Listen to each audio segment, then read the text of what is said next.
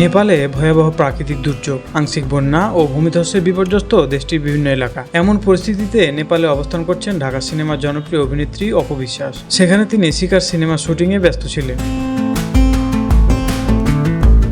দুর্যোগের খবর ছড়িয়ে পড়ার পর থেকেই অপু বিশ্বাসের ভক্ত, শুভাকাঙ্ক্ষী ও স্বজনদের মধ্যে তৈরি হয়েছে উদ্বেগ। অনেকেই জানতে চান নায়িকা ও তার সঙ্গে থাকা সিনেমাটির টিম কেমন আছে। তবে সবাইকে স্বস্তির খবর দিয়েছেন অপু বিশ্বাস নিজে।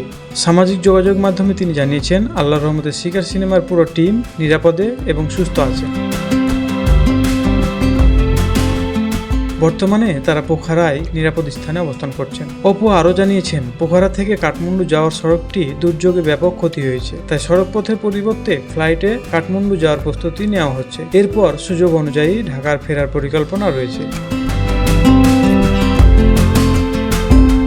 এদিকে নেপালের এই ভয়াবহ দুর্যোগে বহু মানুষের প্রাণহানি ও নিখোঁজের খবর পাওয়া যাচ্ছে। ফলে অপু বিশ্বাস ও তার টিমের নিরাপদ থাকার খবরটি স্বস্তি দিয়েছে তার ভক্তদের। সবশেষে অপু বিশ্বাস সবার কাছে দোয়া চেয়েছেন যেন নিরাপদে দেশে ফিরতে পারেন। এখন ভক্তদের একটাই প্রত্যাশা, দ্রুত দেশে ফিরুক প্রিয় অভিনেত্রী।